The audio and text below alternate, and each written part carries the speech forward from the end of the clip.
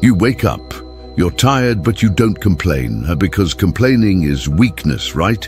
You scroll through your phone and pass another quote from Marcus Aurelius. It's paired with a dark, dramatic photo and thousands of likes. It says, "The impediment to action advances action. What stands in the way becomes the way." It feels powerful. You pause, you nod. Of course, that's Stoicism. But deep down, a quiet question emerges. Am I living this or just liking it? This is the silent trap of modern philosophy. We wear Stoicism like armor, but often it's made of plastic. We mimic the posture, not the principles. We quote wisdom we haven't earned. We call it strength, but it's performance. We've turned inner peace into content, and slowly, we forget what real Stoicism actually demands. Epictetus warned, "Don't explain your philosophy, embody it." And yet, here we are. Explaining, curating, posing, hiding chaos behind composure. We call ourselves Stoic while checking notifications every 10 minutes. We speak of detachment, but panic when we're left alone. Seneca wrote, "It's not that we have a short time to live, but that we waste much of it." And we do waste it, not in laziness, but in pretending. Pretending to be strong, pretending to be above it all, pretending that quotes can heal wounds we're too afraid to face. But Stoicism was never about pretending. It was about transformation, deep, brutal, liberating transformation. Marcus Aurelius didn't write for followers. He wrote to survive his own mind, as an emperor under pressure, a man in pain, a soul in conflict. His meditations were not a brand, they were a lifeline. Today, we need a lifeline more than ever. Anxiety, distraction, burnout, we chase meaning through metrics, peace through productivity, and purpose through aesthetics. But what if the real way forward isn't louder, faster, or shinier?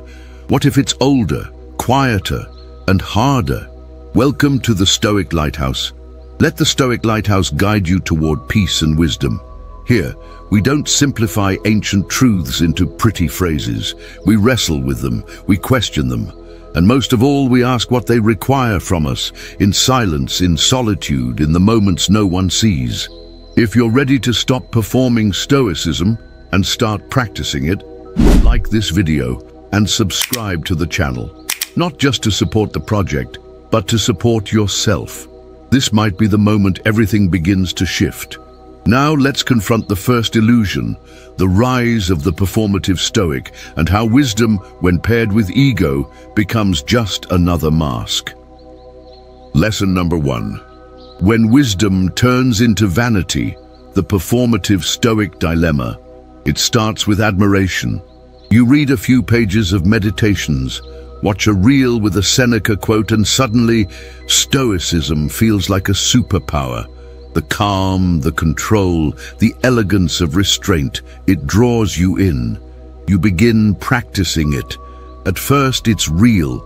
You embrace discomfort, silence your ego, and aim to detach from outcomes. But then something subtle happens. You start being proud of how stoic you are.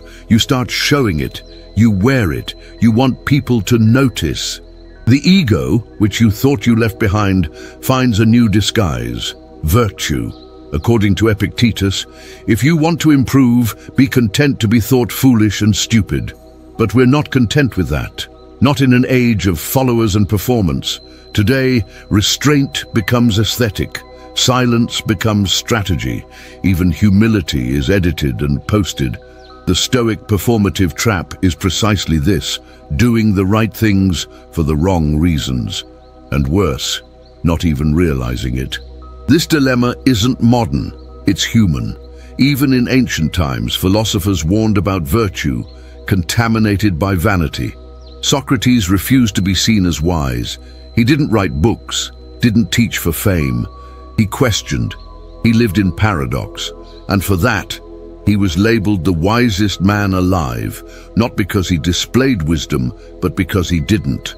As Massimo Pigliucci reminds us, Stoicism is not a badge you wear, it's a direction you walk. The performative Stoic wants recognition for walking that path. They want to be seen meditating, journaling, enduring, but the real Stoic knows the path is invisible.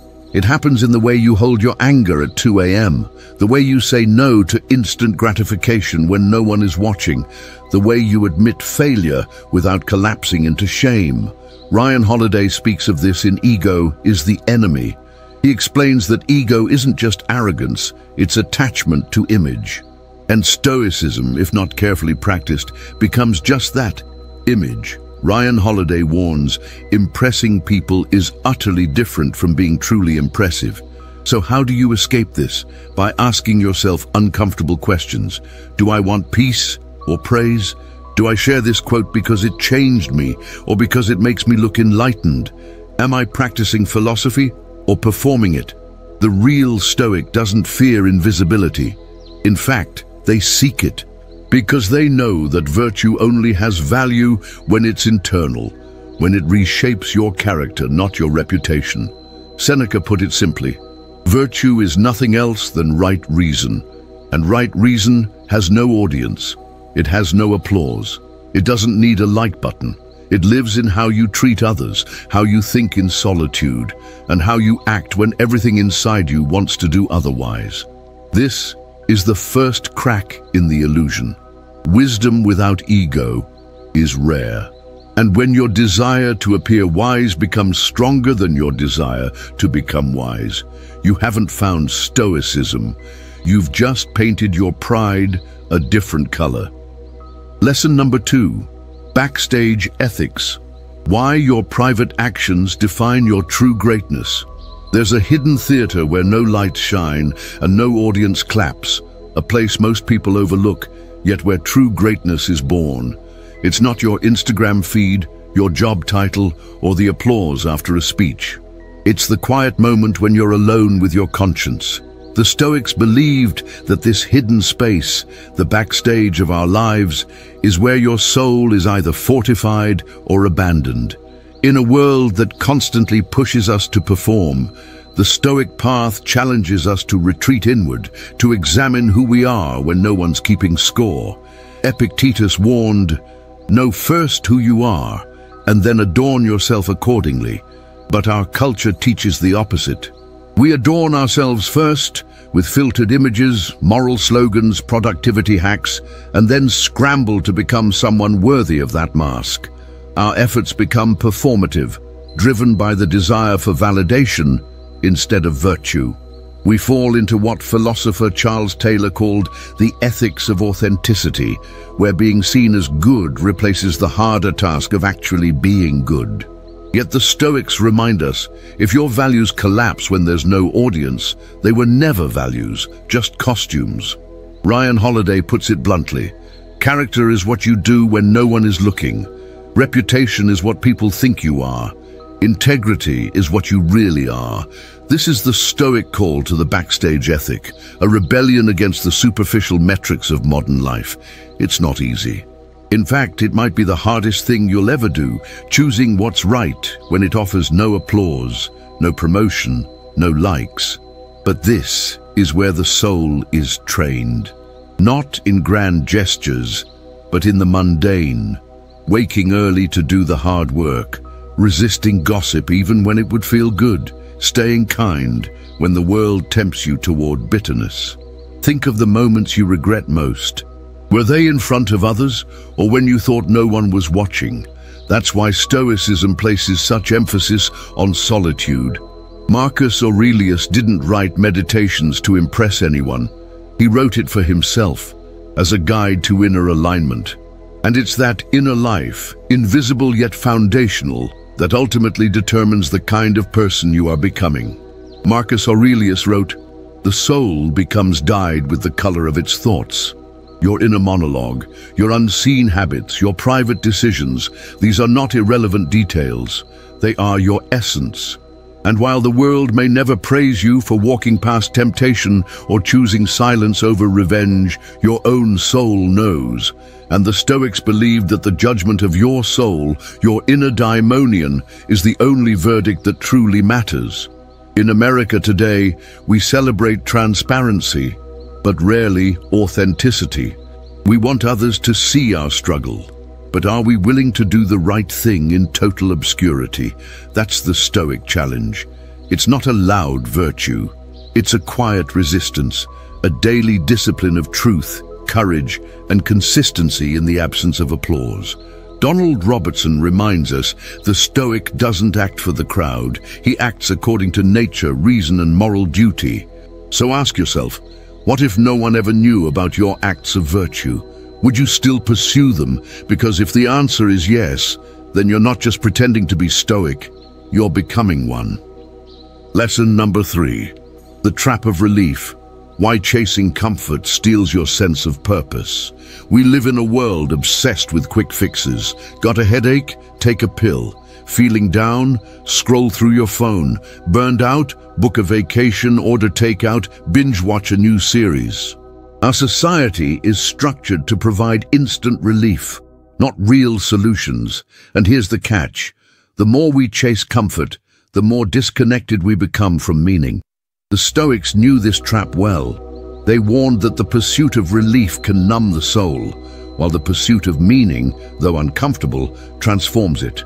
Seneca cautioned, "No man is more unhappy than he who never faces adversity, for he is not permitted to prove himself."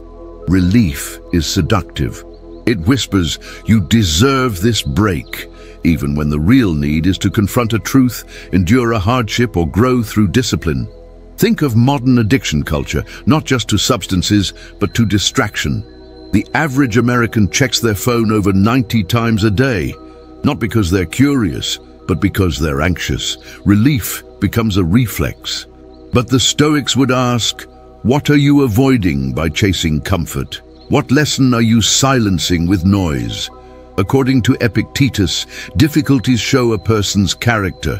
So when trouble comes, think of yourself as a wrestler whom God has matched with a tough young opponent. This doesn't mean Stoics reject joy or rest, quite the opposite. But they insist that comfort must be earned, not worshipped. Relief has a place, as a pause, not a destination. Meaning, on the other hand, is forged in struggle. It's the mother who wakes up early to teach her child values. The veteran facing PTSD but choosing to mentor others. The college student resisting social pressure to follow their convictions. Meaning demands pain, but it returns with purpose. In American culture, this message gets drowned out by convenience. Entire industries profit from your discomfort. Feel fat? Buy a supplement. Feel lonely? Sign up for a dating app. Feel bored? Buy something shiny. But each of these comforts, repeated mindlessly, pulls you further from your inner core. You become a consumer of relief instead of a creator of meaning. Massimo Pigliucci explains, Stoicism is not about gritting your teeth through pain. It's about choosing the pain that's worth enduring, because it leads somewhere noble. Real peace, then, isn't the absence of discomfort. It's the presence of clarity, of knowing why you suffer, and choosing to do it anyway. This is what separates the Stoic path from the modern self-help path. While one says, get better so life gets easier, the other says, get stronger so you can face life as it is. There's a quiet power in choosing meaning over relief. It shows up in small acts, reading a hard book instead of scrolling, sitting with grief instead of masking it, telling the truth instead of pleasing the crowd. These choices hurt, but they stretch the soul. And over time, they shape a life you can be proud of, not just comfortable in. As Marcus Aurelius wrote, the impediment to action advances action. What stands in the way becomes the way. That's the Stoic revolution. Turning adversity into fuel, refusing to let pain be pointless, choosing to suffer for something rather than suffer without meaning. And it starts with one question: what are you running from? And what would happen if you stopped? Lesson number 4. When silence speaks louder, how holding your tongue can be true. Stoic power. In an era where everyone has a voice, silence has become rare and radical. We are told to speak our truth, share our opinions, defend our position at all costs. But the Stoics saw things differently.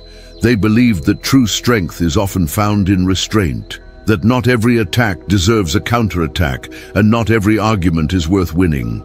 In fact, they warned us, the louder the ego, the weaker the soul. When someone needs to prove how rational they are, what they often reveal is their fear of being overlooked.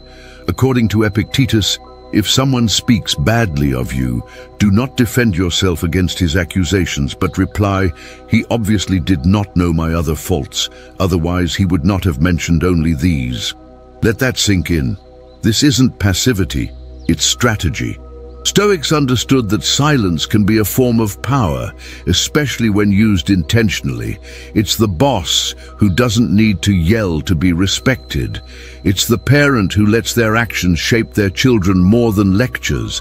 It's the person online who sees an insult and scrolls past, not out of weakness, but because they refuse to play a game they've already outgrown.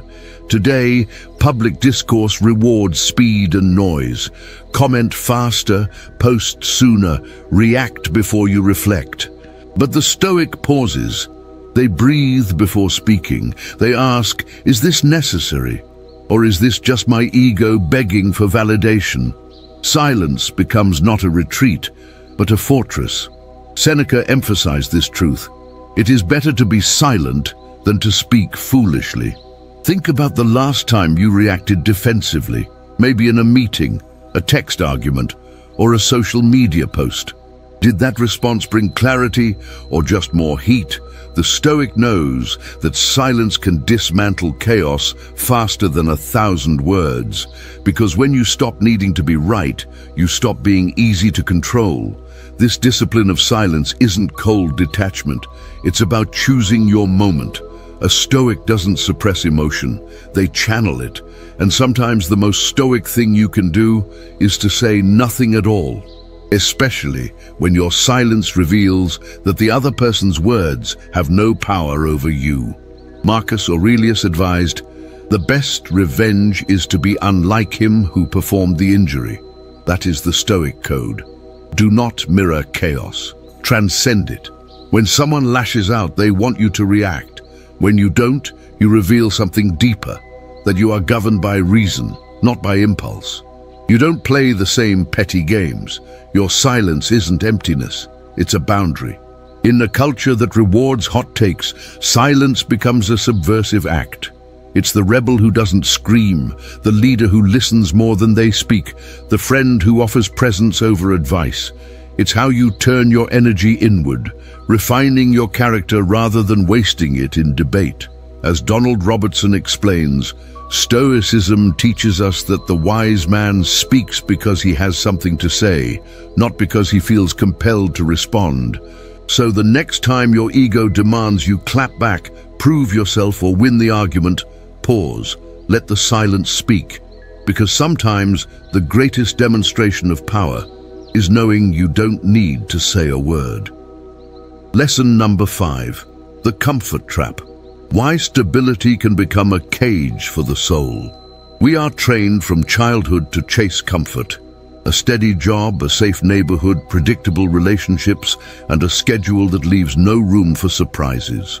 It's the American dream, security, routine, control.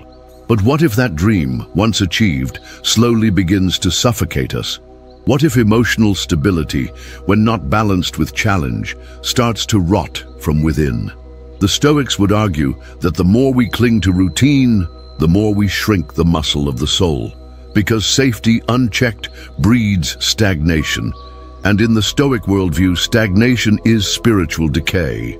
Seneca warned us, a man who suffers before it is necessary suffers more than is necessary.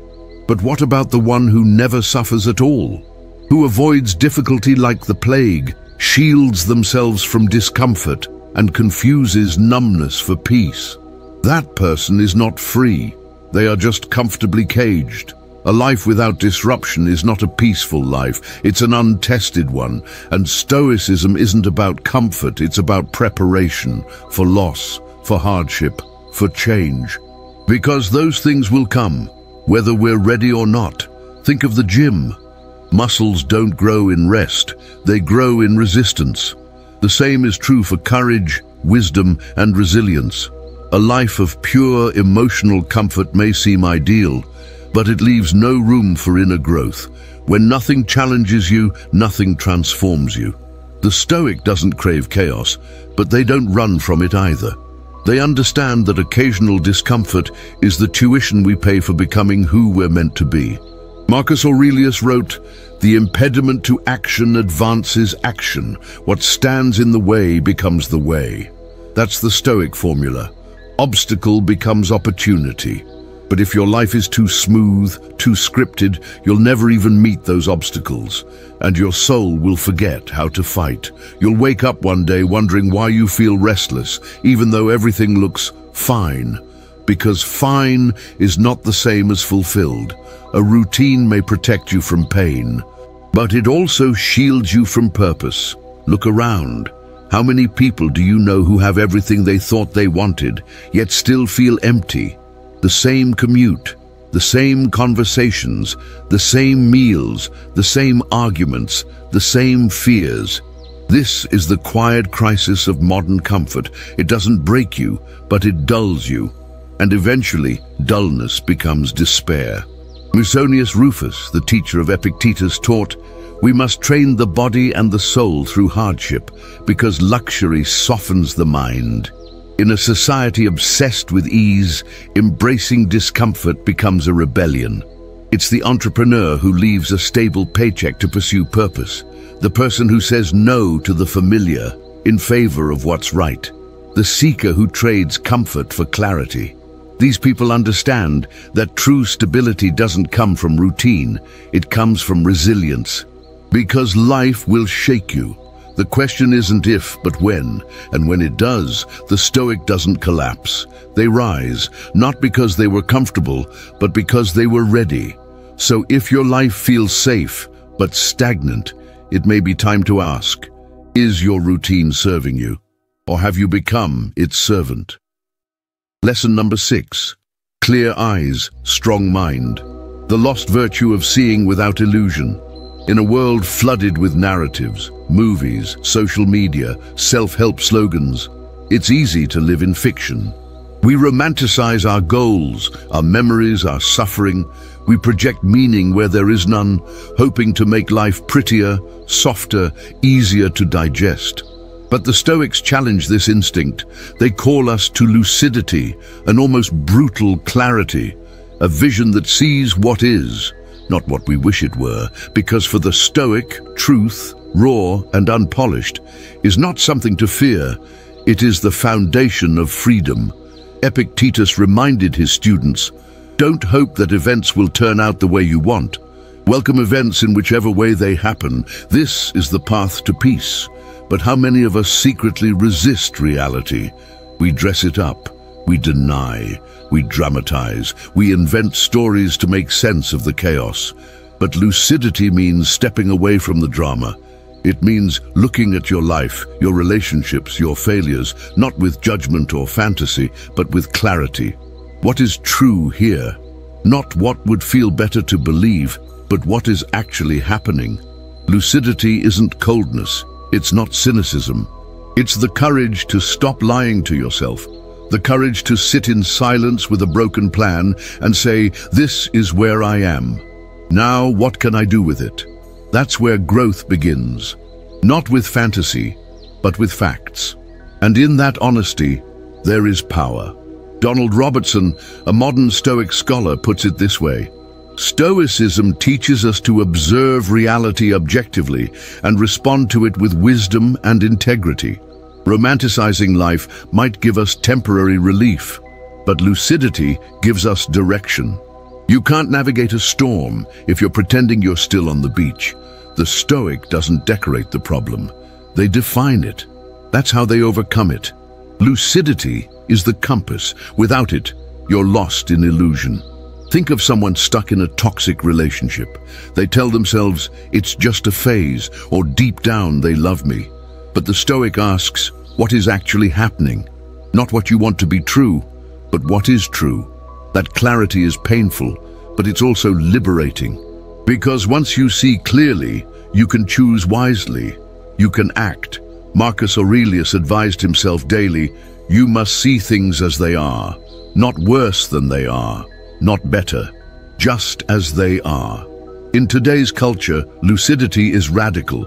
We're sold dreams, algorithms, filters, anything to keep us distracted from reality. But the Stoic clears the fog. They know that strength doesn't come from denial. It comes from discernment, from looking life in the eye and saying, I see you, and I will not flinch. To live lucidly is to walk through life with open eyes and an anchored soul. No false hopes, no delusions, just the steady power of a mind committed to what's real. Lesson number 7. When virtue hardens, the danger of discipline without wisdom. We often hear that discipline is everything, that success belongs to those who wake at 5 a.m., who never skip a workout, who plan every second of their lives. And yes, discipline is powerful. But the Stoics would warn us, discipline without wisdom can become a prison. When we cling too tightly to our routines, our moral codes, or our image of being virtuous, we may cross an invisible line. What once made us strong now makes us rigid, and rigidity is not resilience, it's fragility in disguise. Seneca, the Roman statesman philosopher, cautioned, there is a danger in a virtue that lacks moderation. What is admirable in small doses becomes harmful in excess. A soldier who never questions his orders isn't disciplined, he's obedient. A person who refuses to rest because grind culture demands it isn't wise. They're enslaved by performance.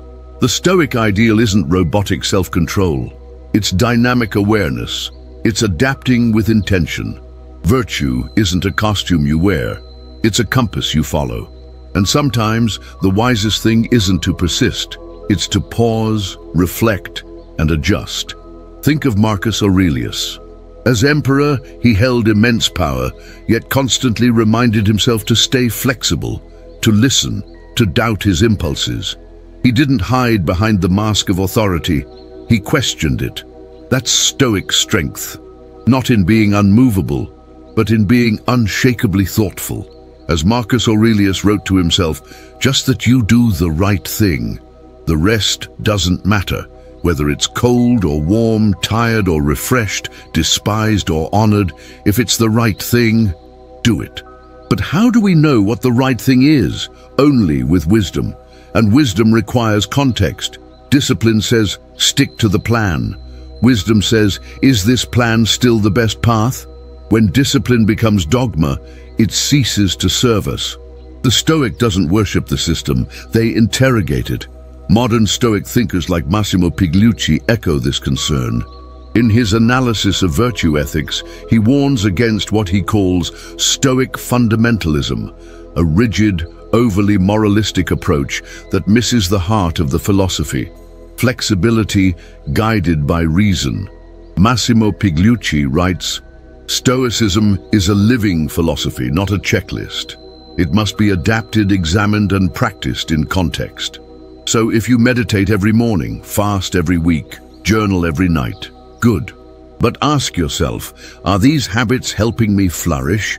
Or am I just afraid to change them? The Stoic isn't a slave to habit, they are its master. Discipline is a tool, wisdom is the hand that wields it, and without that hand, even the sharpest blade can become dangerous. Lesson number 8. Laughing as resistance, why humor is a Stoic act in hard times. There's something defiant about a smile in the middle of chaos. Something radical about laughter when everything around you says, despair, surrender, give up. To the untrained eye, humor might seem trivial, but to the Stoic, it can be one of the highest expressions of resilience, because laughing in hard times isn't denial, it's mastery. When the world shakes you and you still choose levity, that's not weakness. That's philosophical strength in action. Epictetus reminded his students, it's not things that disturb us, but our judgment about them. So when the Stoic laughs, it's not because the situation is easy, it's because they've changed their judgment. They've removed the sting from fate. They've found perspective. Take the example of Musonius Rufus, the Stoic teacher exiled from Rome, stripped of his property and dignity. He didn't collapse into bitterness. He adapted. He taught philosophy wherever he landed. And often, he did it with wit. To Musonius, exile wasn't punishment, it was training. According to Musonius Rufus, if one embraces hardship with readiness and even humor, then no situation can be truly miserable. This doesn't mean the Stoic becomes a clown.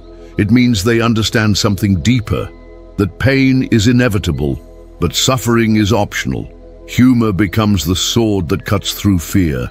And in modern times, this couldn't be more relevant. In an age of constant bad news, social unrest, and pressure to perform, the ability to laugh is a form of sanity preservation. It's not just survival, it's rebellion. Even Marcus Aurelius, often seen as somber, wrote in his Meditations with a dry irony. He looked at life's absurdities, people obsessed with fame, possessions, or petty insults, and essentially said, "Really? That's what you're worried about?"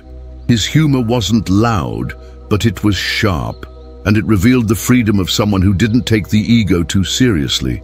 As Marcus Aurelius observed, "You have power over your mind, not outside events. Realize this, and you will find strength." In modern Stoicism, thinkers like Donald Robertson highlight how humor aids psychological resilience. In cognitive behavioral therapy, which borrows deeply from Stoic thought, humor is seen as a cognitive reframe, a way to rewrite the story in your head, to step back from the pain and see it differently. That's Stoicism in practice. Emotional alchemy. So laugh, even when it's hard, especially when it's hard, because laughter is not escape, it's clarity. It's knowing the weight of the world and choosing deliberately not to let it crush your soul. The Stoic doesn't laugh because everything is fine. They laugh because they are free. Lesson number 9. The healing power of presence. Why full attention is a revolutionary act. In a world addicted to distraction, being fully present is an act of rebellion. We scroll while we eat. We reply while we walk. We exist in fragments, never fully here, never fully now. And yet to the Stoic, this fractured way of living is the root of our suffering. Because how can one cultivate virtue? How can one live wisely if the mind is always elsewhere? Presence, then, is not a luxury. It is a necessity, a moral imperative. As Seneca warned, we suffer more often in imagination than in reality. And what fuels imagination more than the wandering mind, the worry of tomorrow, the regret of yesterday? This mental time travel hijacks our peace. But when we anchor ourselves to the present moment, we reclaim control. We return to what the Stoics called the logos, the rational order of nature that only operates now. Marcus Aurelius, emperor of Rome and philosopher in solitude, knew the weight of the world. Yet he found peace not in escape, but in radical presence. Marcus Aurelius wrote, "Confine yourself to the present, not as an empty platitude, but as a battle strategy, because the present moment is the only place we can act. The only place where character is forged, choices are made, and wisdom is born. Everything else is noise." Modern psychology supports this. Cognitive science shows that attention is the gateway to meaning. The more divided your attention, the shallower your experience of life. But presence sharpens perception, it deepens relationships, it grounds you in what truly matters.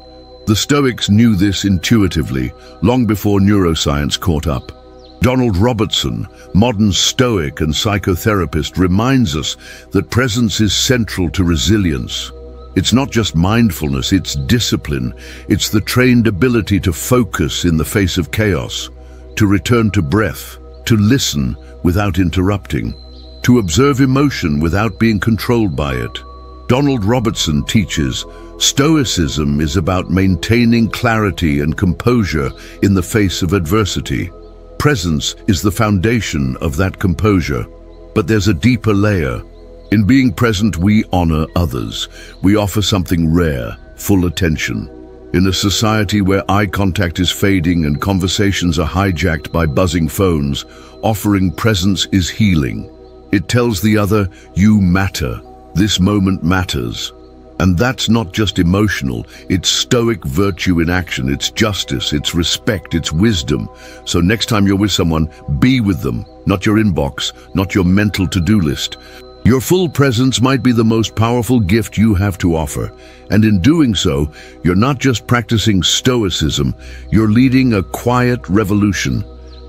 Lesson number 10. The dignity of small choices. What Stoics teach us about invisible greatness. In a culture obsessed with big moments, viral achievements, overnight success, public recognition, we often overlook the power of the small, the invisible, the private decisions no one claps for. Yet for the Stoics, these uncelebrated choices were the true battlefield of virtue. Greatness, they believed, wasn't built on applause, but on the discipline of doing the right thing when no one's watching. As Epictetus reminded his students, you become what you give your attention to, not what you post, not what you pretend to be in front of others, but the habits you nurture in silence, the tone you take with the barista, the patience you show in traffic, the honesty you uphold in solitude. These moments are small, but they reveal everything. This Stoic principle runs counter to modern culture, especially in the US, where social status is often tied to visibility. But the most honorable people are often the least noticed. The father who keeps showing up for his family without praise, the employee who stays honest when shortcuts are easier, the neighbor who lends help quietly, not for recognition, but because it's the right thing to do. Seneca emphasized this daily integrity. The reward of a good deed is in having done it. And that's the core of Stoic excellence, arete. It's not measured in likes or trophies. It's measured in consistency, in keeping your principles intact, even when the cost is high, even when no one sees. Massimo Pigliucci, a leading modern Stoic voice, argues that these daily moral decisions are the foundation of character. He suggests that virtue is like compound interest, accruing in quiet, deliberate acts. Massimo Pigliucci explains, what matters most is the moral habit we build, day by day, choice by choice. That's why Stoicism is so powerful for everyday life. It doesn't ask you to become a sage overnight. It asks you to start with what you control, your next decision, to treat each moment as a chance to act justly, courageously, wisely, and with temperance. And when these values guide your invisible actions, they eventually shape your visible life. So if you've ever wondered whether the little things matter, the answer is yes. Not to the algorithm, not to the spotlight, but to your soul, to the part of you that quietly knows who you are when no one else is looking. That's the Stoic path. Small acts, done well again and again, until your life becomes the proof of your philosophy. In a world that moves at blinding speed, where opinions clash louder than wisdom and distraction is a currency, the Stoic path is not a trend, it's a resistance. A quiet, deliberate rebellion against chaos. Throughout this journey, we've unearthed the Stoic truths that still whisper through the noise, that strength isn't loud, virtue doesn't beg to be seen, and peace is found in the discipline of aligning action with principle. And this is where your path begins, not with the applause of others, but in the silence of your own resolve. Marcus Aurelius, the philosopher king, once reminded himself, waste no more time arguing about what a good man should be. Be one. That single line is a challenge, a compass, because Stoicism is not a set of quotes to admire. It's a system to live. It invites you to stop outsourcing your stability to things you can't control. Validation, status, comfort. It asks you to come home to yourself, to build a fortress of reason and virtue so firm that no storm can shake it. And this doesn't mean becoming emotionally numb. Stoicism isn't apathy, it's clarity. It's what allows you to feel deeply without being ruled by emotion. to endure hardship without bitterness, to love fully while knowing everything is fleeting. As Donald Robertson explains, the goal of Stoicism is not to suppress emotion, but to master it with wisdom. What you've learned isn't theoretical, it's a toolkit for modern life. When the world pressures you to react, the Stoic reflects. When pain arrives, the Stoic listens. When injustice knocks, the Stoic stands. With calm, with courage, and with dignity. This is how we resist not just the world, but the worst within ourselves. So the question now is not, what would the Stoics do? The question is, what will you do when you're challenged, when you're unseen, when you're misunderstood? Your actions, not your answers, will decide your legacy. Leave a comment telling us your biggest takeaway from this journey.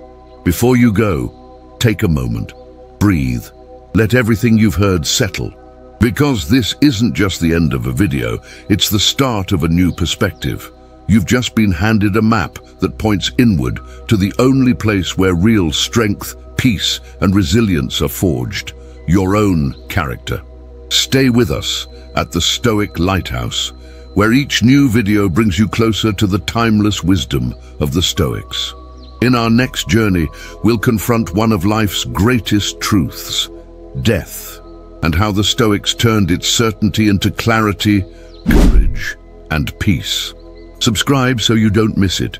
Tap like to let us know this resonated with you, and share this video with someone who needs clarity right now.